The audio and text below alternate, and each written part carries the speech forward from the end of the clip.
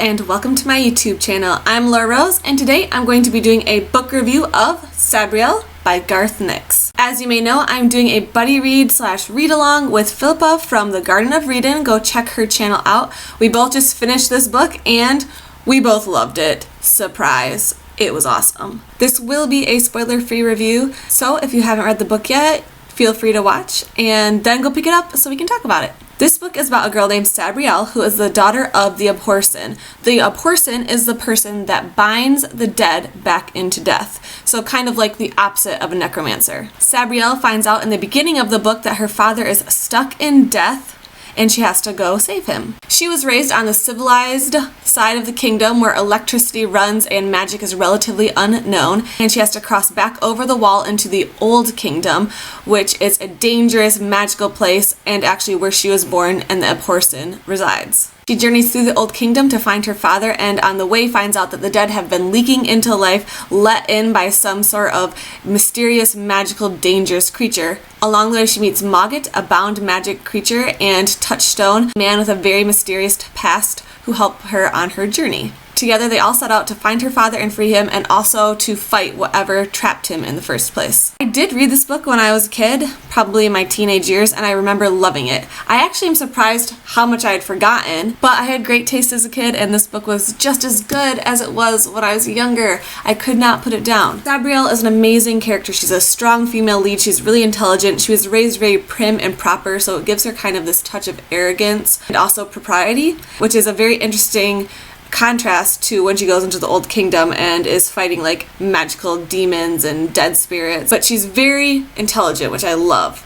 And she's also a go-getter. In the book you can sense her fear because her father is the Aporson. He binds creatures back into death. And although she does know the skills to do this, she hasn't tested them nearly as much as he has. She's nervous, she's fearful, and she has to kind of face those fears as she journeys through the old kingdom and meets all these undead creatures. Throughout the book, her companions are Mogget, who is a magical spirit that is bound into the shape of a cat. He is a really good contrast for her because he's very sarcastic. He doesn't really want to help, but he does. He has a lot of knowledge of the old kingdom, but he can't necessarily say it because he's bound by magic and the history of the world itself. He's sarcastic, he's witty, and he's a great kind of comic relief character. She also meets Touchstone, who is a very mysterious man.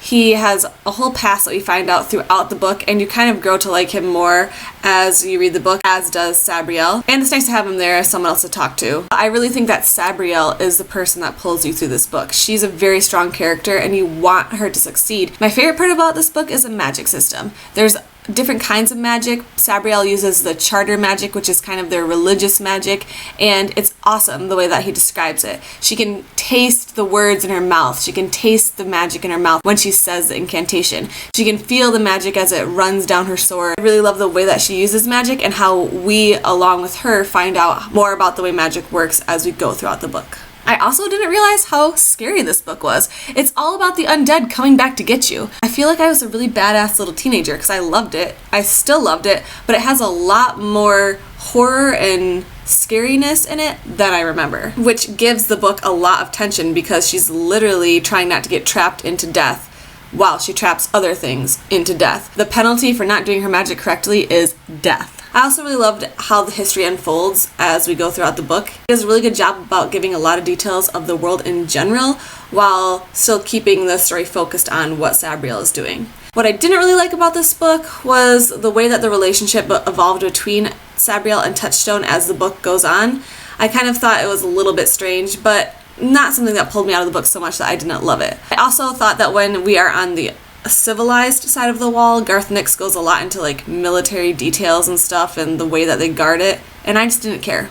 I wanted to read about magic. Overall, I'd say this is an A+ book. I would give it 5 out of 5 stars. Garth Nix is amazing and I couldn't put it down, which is awesome because I've already read this book. Definitely go pick it up. If you've read it, let me know in the comments. We can talk about it. Tell me what you liked, what you didn't like. Subscribe for more videos, and we're going to be picking up the next one, Lyriel, within the next couple of weeks because I know it's Christmas, so probably won't get that much reading done, but keep a lookout for that review coming up and read along with us. Alright, thanks for watching. Bye bye. Have a glittery day.